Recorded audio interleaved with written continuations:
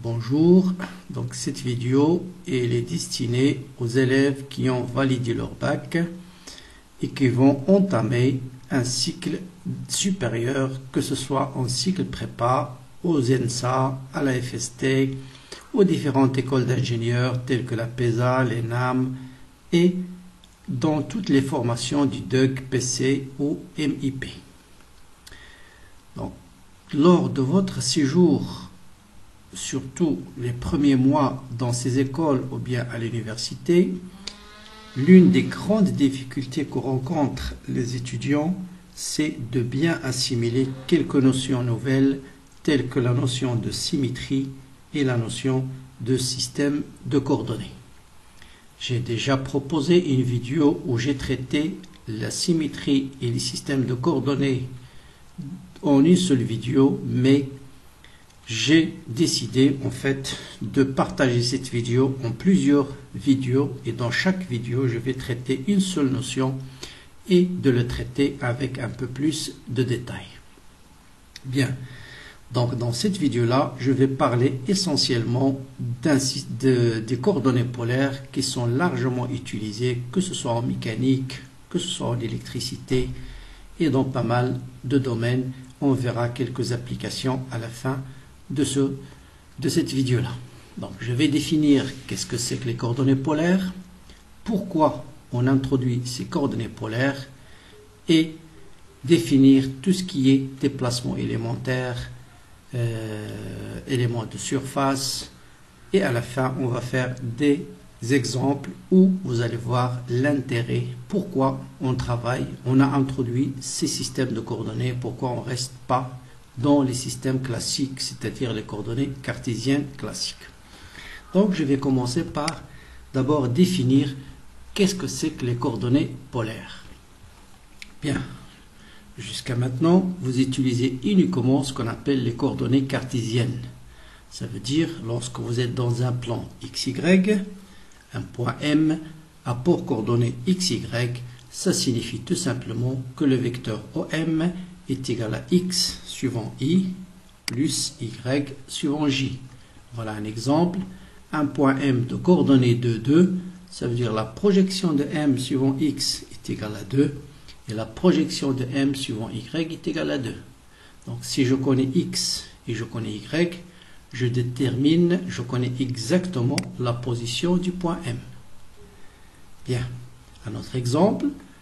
Si x est égal à 2, y égale à moins 2, voilà le point N.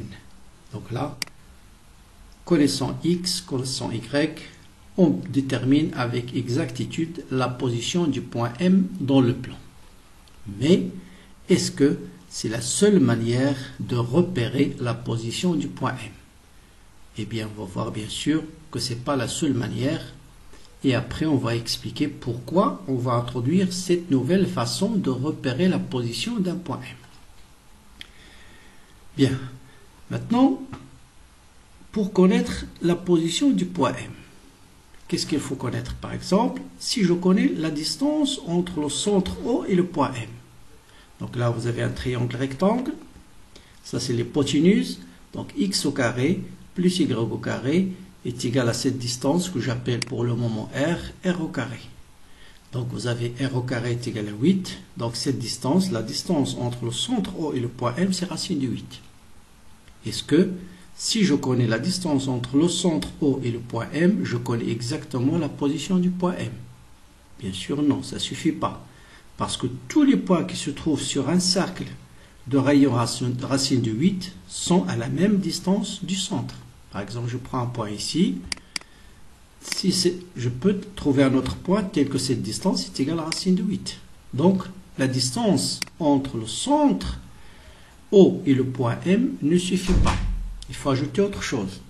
C'est quoi cette autre chose? C'est l'angle que fait le vecteur OM avec l'axe des X. Et là, vous voyez bien que cet angle ici, c'est combien? C'est pi sur 4. Parce que ici, tangente θ égale à 2 sur 2 est égal à 1. Ça, c'est un carré. Donc cet angle, c'est pi sur 4. Maintenant, si je connais l'angle et je connais la distance, la position du point M est bien déterminée. Donc vous voyez que je peux repérer le point M cette fois-ci par deux grandeurs qui sont racine carrée de M, qui est la distance entre le centre O et le point M, et l'angle que fait le vecteur OM avec l'axe des X. Et la connaissance de cette distance-là et de cet angle-là permet de repérer exactement la position du point M. Et c'est ça la deuxième manière de repérer un point dans un plan polaire, ça veut dire un plan. Donc soit avec les coordonnées cartésiennes que vous connaissez d'habitude en terminale, soit avec ces nouvelles coordonnées qu'on appelle tout simplement les coordonnées polaires. Par exemple, pour le point N, qu'est-ce qu'il faut connaître? Il faut connaître la distance entre le centre O et le point N qui est aussi racine de 8. Il faut connaître cet angle qui est moins P sur 4. Parce que là, je tourne dans le sens inverse au sens trigonométrique. Donc le sens positif, c'est celui-là. Donc, les coordonnées de ce point N seront racine de 8 moins P sur 4. Donc, si je vous donne racine de 8 et l'angle, vous pouvez exactement positionner ce point M dans le plan. Et bien sûr, c'est ce qu'on appelle les coordonnées polaires, qui sont R et θ. Donc, c'est quoi les coordonnées polaires d'un point M? Ce sont deux grandeurs qu'on appelle R et θ. C'est quoi la définition de R? C'est la distance entre le point O et le point M, ou bien le module du vecteur OM. C'est quoi θ? C'est l'angle que fait le vecteur OM avec l'axe des X. Bien sûr, suivant les bouquins, on les note R et θ, ou bien ρ et θ, ou bien ρ et phi, mais c'est toujours R ou ρ. Il a la même définition, c'est le module du vecteur OM. Θ ou phi, c'est l'angle entre l'axe des X et le vecteur OM. Donc voilà ce qu'on appelle les coordonnées polaires. Donc vous avez deux façons de repérer un point M quelconque dans le plan, soit connaissant leurs coordonnées XY classiques, soit connaissant la distance entre le centre O et le point M, ou bien le module du vecteur OM, et l'angle que fait le point M avec l'axe des X. Donc, coordonnées cartésiennes, coordonnées polaires. Après, on va comprendre pourquoi on va introduire ces coordonnées polaires. Bien. Maintenant, on va définir ce qu'on appelle la base. Si on a changé les coordonnées, donc il faut travailler dans une base qui est adaptée à ces coordonnées polaires. Bien sûr, la base cartésienne, c'est I et J. Mais maintenant, si on travaille avec Rθ, on va définir deux autres vecteurs, ou bien une nouvelle base qu'on appelle la base polaire, qui est ER. C'est quoi ER? C'est le vecteur unitaire qui est collinéaire au vecteur OM, qui est toujours suivant le vecteur OM. Vous avez un point N ici, ER va être dans ce sens-là. Et Eθ, c'est un vecteur qui lui est perpendiculaire, un angle droit. Hein, les coordonnées d'une base sont perpendiculaires, base orthogonale. Donc vous voyez, dans la base des coordonnées cartésiennes, on travaille avec I et J, mais en coordonnées polaires, on définit une nouvelle base qui est ER et Eθ. C'est quoi le vecteur ER? C'est le vecteur qui est collinéaire au vecteur OM. Eθ, c'est un vecteur qui lui est perpendiculaire. Bien. Et dans cette base maintenant, c'est quoi le vecteur OM? C'est plus XI plus YJ, mais c'est R. Vous voyez cette distance-là, c'est R, c'est la première coordonnée polaire. Suivant quoi? Suivant le vecteur ER. Bien sûr, ce vecteur, il est collinéaire à ER. Et cette base, c'est ce qu'on appelle une base locale. Donc, pourquoi on l'appelle base locale? Si je prends un deuxième point du plan, par exemple ce point-là, un point N, quelle est la base en ce point? Vous voyez, il change. Le vecteur ER, c'est le vecteur qui est collinéaire à EN, et Eθ, c'est un vecteur qui lui est perpendiculaire. Et vous voyez donc la base, elle change, elle est locale. En ce point, c'est ER Eθ, en ce point, voilà ER Eθ, alors que I et J, il est fixe. Vous avez le vecteur I. Si vous travaillez en coordonnées cartésiennes, que ce soit pour ce point ou bien pour ce point, I et J, il fixe, il ne tourne pas. Là, c'est une base locale, pardon, il dépend de la position du point M. Mais sa définition, c'est toujours la même. ER, c'est le vecteur collinéaire à OM. Eθ, c'est un vecteur qui lui est perpendiculaire. Et le vecteur OM est égal à R suivant ER, ou bien qu'on note parfois juste le vecteur R. Maintenant, quelle est la relation entre les coordonnées cartésiennes et les coordonnées polaires? Bien sûr, on peut passer de l'un à l'autre. Vous voyez, cette distance, c'est X, les coordonnées cartésiennes, et cette distance, c'est Y. Et vous voyez bien que X, c'est quoi? C'est R fois cosinus θ, et Y, c'est R fois sinus θ. Inversement, par exemple ici, X égale à 2, 2, donc 2 est égal à R cosinus θ, et 2 est égal à R sinus θ. Maintenant, à quoi est égal R? R, bien sûr, vous faites racine carrée de X carré plus Y carré, ça va vous donner R, parce que cos carré plus sinus carré égale à 1. Et pour déterminer θ, vous faites Y sur X, et ça vous donne tangente θ. Donc θ, c'est l'arc tangente de Y sur X. Donc vous voyez, si je connais X, Y, je peux déterminer les coordonnées polaires. Vous remplacez ici 2 et 2, racine carrée de 4 plus 4, ça vous donne racine de 8. Et vous avez tangente θ est égale à 2 sur 2, c'est 1, qui est l'angle qui a pour tangente égale à 1, c'est P sur 4. Et vous voyez, connaissant X, Y, je peux déterminer directement les valeurs de R et de θ. Donc vous avez une relation de passage entre les coordonnées cartésiennes. Si je connais les coordonnées cartésiennes, je peux déterminer les coordonnées polaires, et inversement. Si je connais θ et R, je peux déterminer tout de suite X et Y. Donc voilà ce qu'on appelle les coordonnées polaires, et voilà ce qu'on appelle la base polaire. Maintenant, pourquoi on introduit cette base? Donc vous allez voir, que ce soit en mécanique, que ce soit en électricité, vous allez toujours être amené à calculer ce qu'on appelle le flux d'un vecteur, ou bien moment d'inertie d'un système, ou bien circulation d'un champ électrique.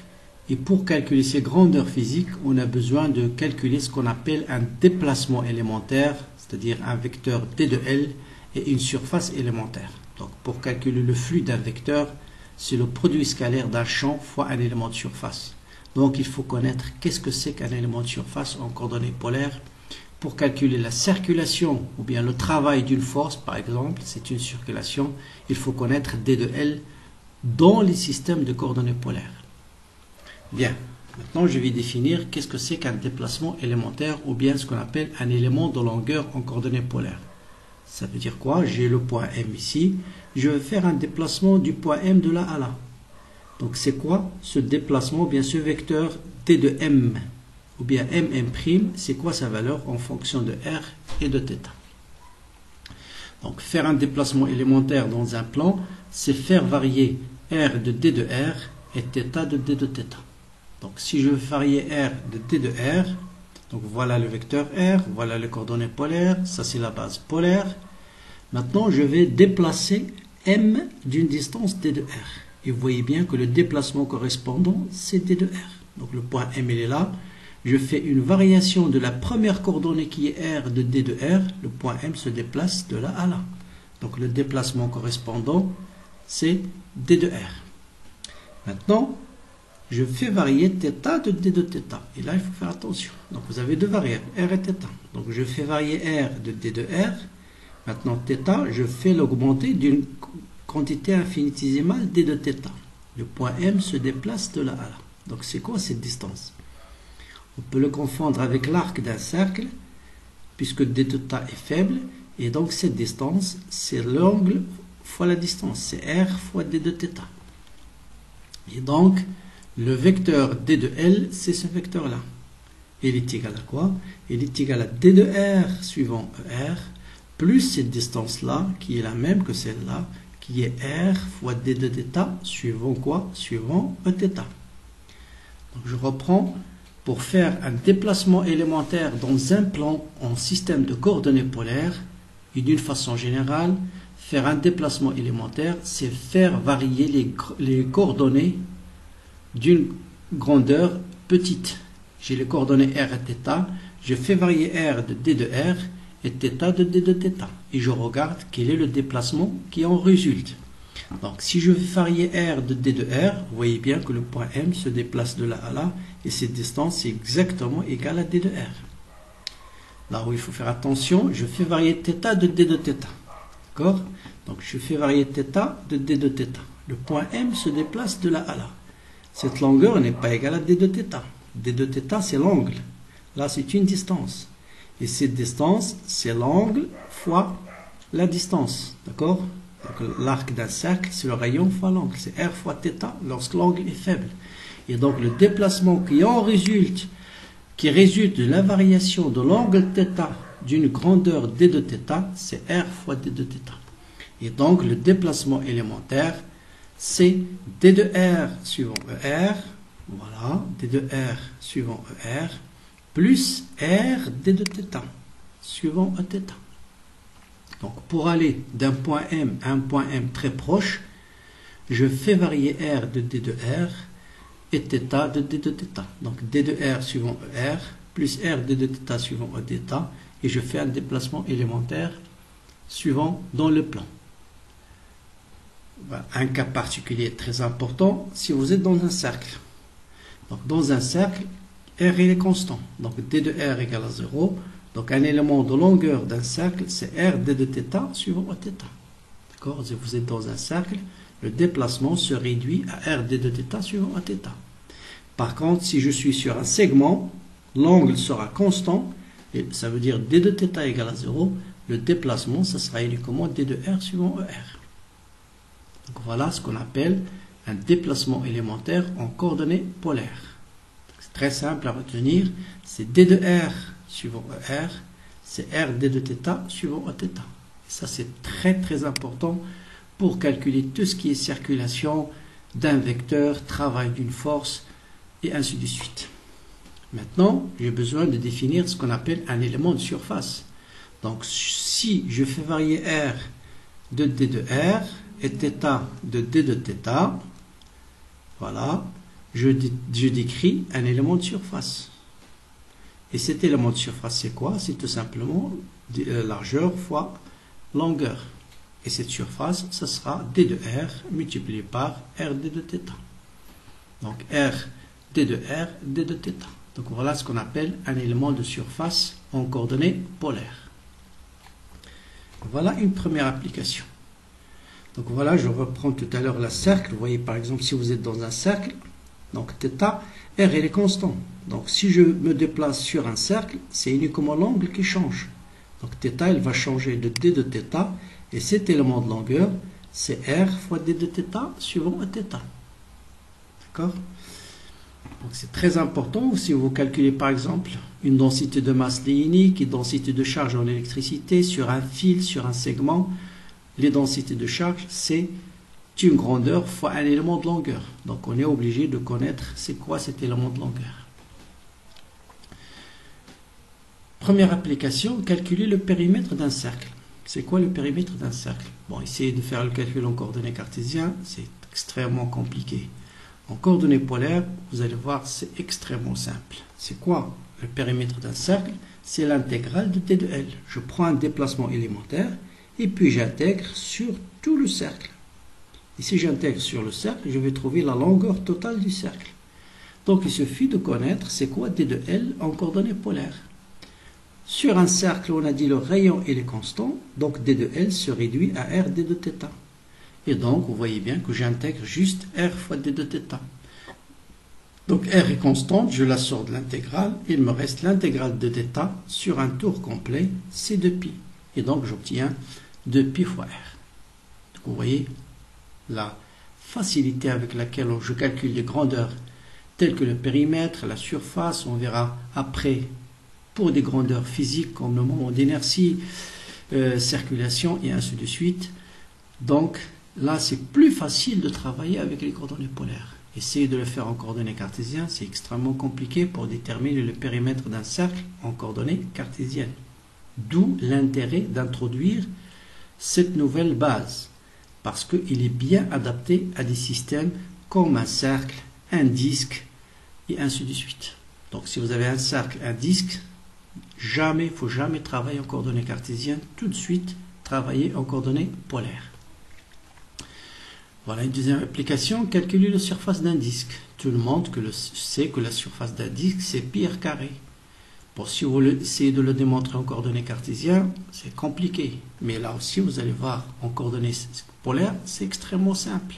C'est quoi cet élément de surface? On a dit c'est d de r fois r d de phi. J'ai changé la notation, mais c'est exactement la même chose. On l'appelle phi ou bien θ. C'est toujours l'angle entre OX et le point M. Et donc, je calcule la surface, c'est double intégrale de r d de phi. Pourquoi double intégrale? Parce que je suis dans une surface. Il y a deux variables. Il y a r qui varie et phi qui varie. Donc j'intègre r, bien sûr, entre 0 jusqu'au rayon du disque, et phi, pour décrire l'ensemble du disque, phi va faire un tour complet, c'est-à-dire 2π. Donc l'intégrale de r d de r, c'est r carré sur 2, multiplié par 2π, ça vous donne πr carré que vous connaissez très bien.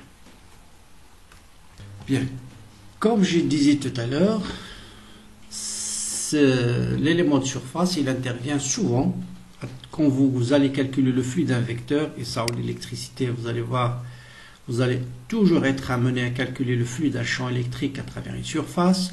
En mécanique, vous allez être amené à calculer le moment d'inertie et des densités de charge surfacique. Bien, autrement dit, c'est des choses que vous aurez besoin dans pas mal de modules. Bien, maintenant je vais définir l'opérateur gradient. Bon, j'ai déjà défini dans la vidéo globale c'est quoi l'opérateur gradient, c'est quoi son intérêt, mais là je vous donne juste son expression en coordonnées polaires, pardon, c'est pas cylindrique. Donc l'opérateur gradient, je rappelle son expression. Donc d'abord, c'est quoi un élément de longueur en coordonnées cartésiennes? Bien sûr, c'est d de x suivant i plus d de y suivant j. On vient de montrer qu'en coordonnées polaires, c'est d de r suivant r plus r d de θ suivant θ. Gradient, il est défini par d de f sur d de x suivant i plus d de f sur d de y suivant j. Bon, c'est un opérateur qui a pour définition d de f sur d de x suivant i plus d de f sur d de y suivant j. Bon, pour plus de détails, il faut voir la vidéo consacrée aux opérateurs vectoriels. Donc vous voyez maintenant que c'est pour se rappeler de cet opérateur là, vous voyez je dérive la fonction f par rapport à l'élément de longueur qui est d de x, ensuite je le dérive par rapport à l'élément de longueur d de y. Et donc en coordonnées polaires, vous voyez c'est exactement la même chose, je dérive f par rapport à l'élément de longueur qui est d de r, ensuite je dérive f par rapport à l'élément de longueur qui est r d de θ. R d de θ. Donc voilà l'expression de gradient en coordonnées polaires.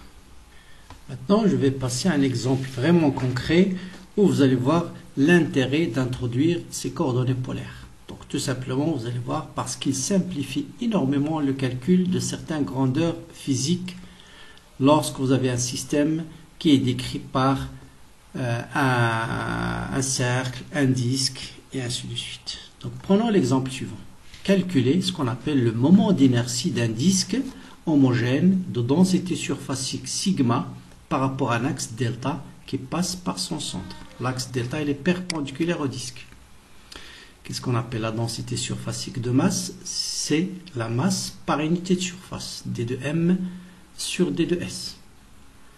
Donc, première question, calculez d'abord la masse du disque en fonction de la densité sigma. Eh bien, tout simplement, d de m, c'est quoi? C'est sigma fois d de s. Donc, sigma, c'est une constante. C'est une densité de masse, surfacique de masse. Donc, pour calculer la masse, j'ai besoin de connaître d de s en coordonnées polaires. Donc, d'où l'intérêt d'introduire cet élément de surface. Donc là, il suffit de dire tout de suite que d de s, c'est r, d de r, d de phi, ou bien r, d de θ. Ça dépend qu'est-ce que vous appelez cet angle-là.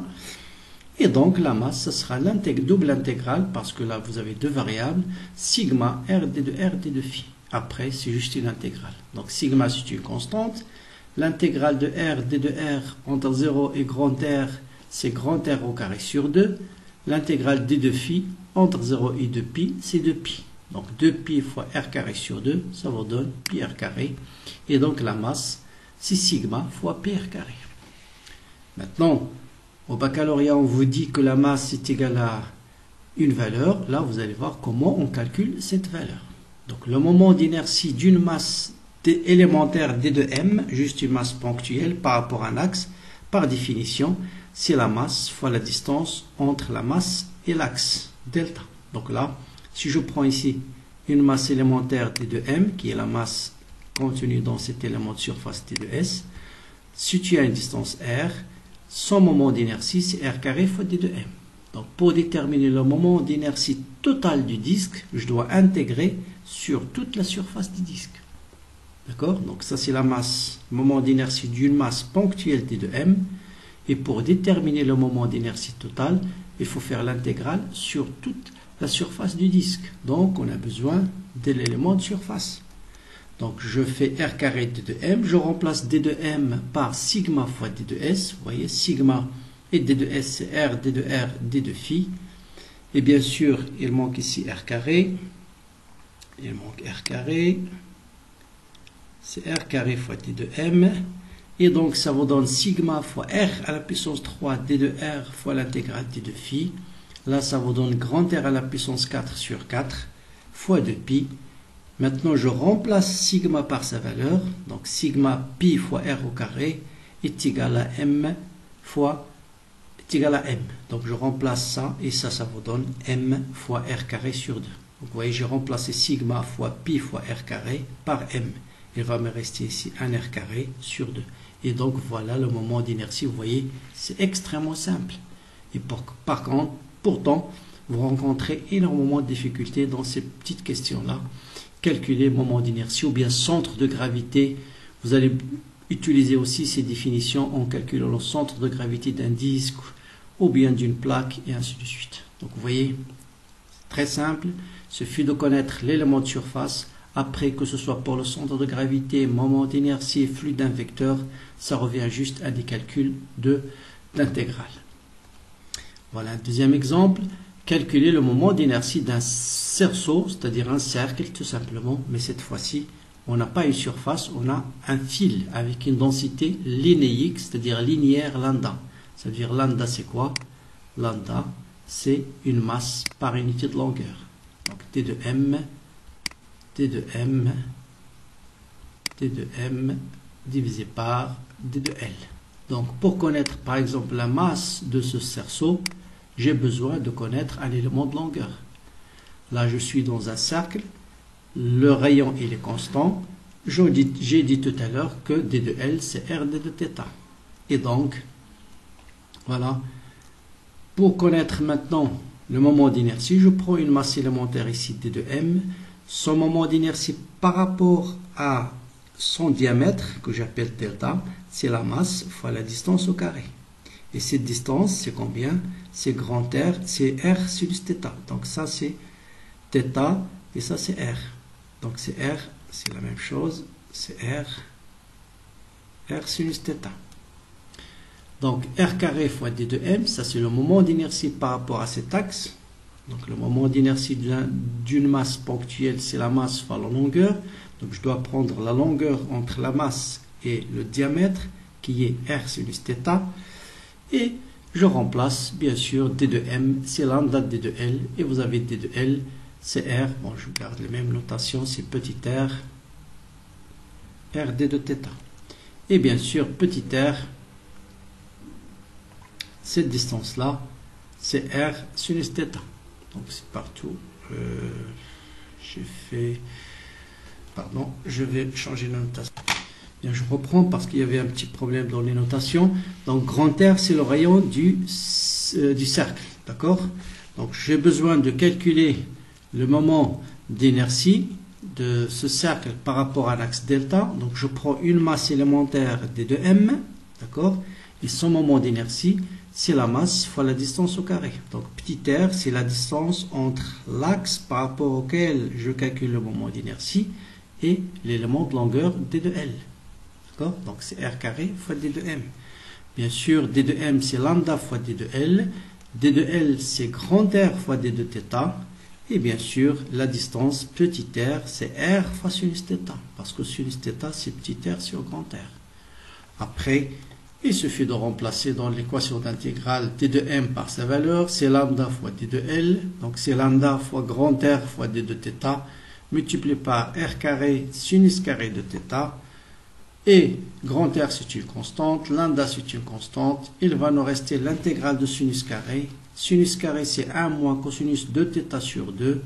Je sors le facteur 2. Et l'intégrale de 1 moins cosinus de θ, c'est θ moins sinus de θ sur 2. Et bien sûr, l'intégrale, ça vous donne 2pi. Tout ce terme se réduit à 2pi. Multiplié par lambda r au cube sur 2, ça vous donne lambda fois pi fois r au cube. C'est quoi la masse du cerceau? Vous intégrez cette relation-là. L'intégrale d de m, ça vous donne m. C'est égal à l'intégrale de lambda fois d de l. Et L, c'est le périmètre du cercle. Donc, M est égal à lambda fois 2πr. Vous remplacez lambda par sa valeur. Donc, vous voyez, M est égal à lambda fois 2πr. Et on obtient exactement la même expression que tout à l'heure. Là aussi, le moment d'inertie d'un cerceau par rapport à un axe qui constitue le diamètre du cerceau, c'est M r carré sur 2. Donc, voilà tout pour le système du coordonnées polaires. Je pense qu'avec cette vidéo-là, vous allez mieux assimiler ce que c'est que les coordonnées polaires, c'est quoi leur définition, c'est quoi un élément de longueur, c'est quoi un élément de surface et comment on les utilise en physique, que ce soit en mécanique, que ce soit en électricité, pour calculer un centre de masse, flux d'un vecteur, moment d'inertie. Donc, il faut bien comprendre qu'est-ce que c'est que tout simplement un élément de surface et un élément de longueur. Et on a défini aussi ce que c'est que l'opérateur gradient en coordonnées polaires. Donc voilà, à très bientôt donc pour étudier un nouveau système de coordonnées qui est les coordonnées cylindriques. Et jusqu'à ce moment-là, je vous dis bonne soirée et à bientôt.